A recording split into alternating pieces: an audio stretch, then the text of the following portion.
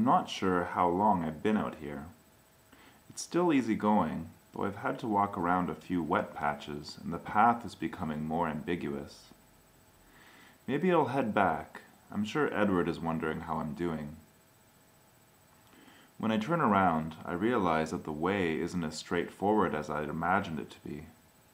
I move in a direction that feels right, but I keep running into more and more soft spots and sloughs, and having to backtrack throws off my sense of direction even more. So much for exploring landscapes of potential. I'm potentially fucked here. The suggestions of movement I'd noticed are becoming bolder, shifting and overlapping just out of sight. Eyes glow and disappear like pairs of fireflies on a July night. I truly wish them to be fireflies, so they are, and they're watching me, waiting. And the fireflies are beautiful, flashing their parallel messages, calling me or warning me, just like they did at the edge of the creek by my house as a kid. But I can't get thrown off course. I have to stay focused. I have to get back. The peat has become even thinner. Rich greens give way to a yellowing effect with soggy brown areas. The mud is covered with a layer of algae that blends it in. It's becoming more of a strategic challenge to negotiate my way through. I have to be sure to leave myself options, which is difficult at this point, considering that the way to the village could be any direction. I jump over one of the increasingly common dead patches, and in an instant I've splashed into warm sludge up to my waist. I attempt to climb out, but only succeed in sinking further. Every movement inches me deeper. The peat at the edge crumbles and breaks away like stale bread as I claw to get a hold of firm ground. Roots tangle and break off between my fingers, and my hands become clumps of tendrils and mud. The fireflies grow brighter. Vague bodily forms tighten their circle in the haze. My heart bashes bebop rhythms against my chest. I yell long and hard for help. A distorted echo bounces back.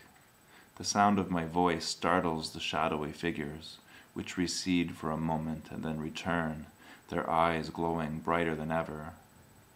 And then, somehow, the voice that continues to yell and scream for help belongs to someone else, someone who happens to be in this situation. And I realize there's a part of me, a solid kernel at the very center of my being, that's apathetic about the whole thing. It watches, amused at this silly ass stuck in the muck. One less human, no big loss, it muses. Yet this is me in this mess, and I realize that my sense of irony has so far removed me from my experience of the world that my own death ceases to carry any significance.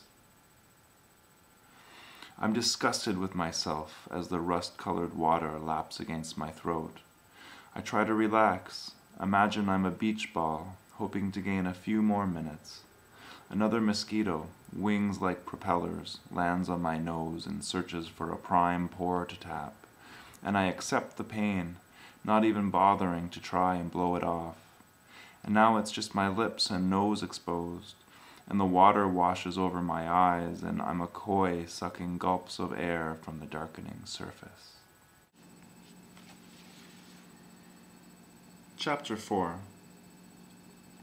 Again, I wake to the tickle of smoke, this time in a fragrant bed of peat on an earthen floor.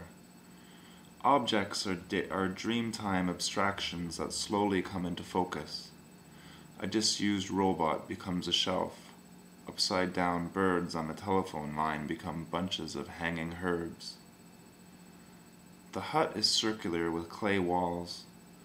Embers smolder in the center beneath a blackened pot, and smoke curls through a hole above. I run my hand along the wall by my head. It's cool when I press.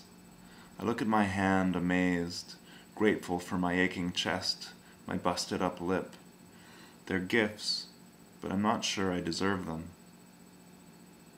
"You awake now," says a woman's voice, deep and rich. "Guess I am," I say. She would be completely invisible if not for the thread of light that traces an arc I take to be her belly, and another above, smaller, that can only be a breast. Her hair is shorn close, revealing the contours of a finely shaped head. I pulled you out. You were under water, not breathing, so I put air into your lungs. Bog's got no water now, she says, and releases a high-pitched cascade of laughter unlike anything I've heard. Thanks, I say. Not time for you, she says. You're new.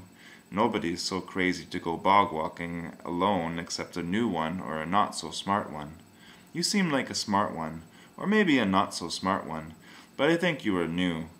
No matter, it's nice to have a visitor. At this, she adds more peat and sticks to the fire.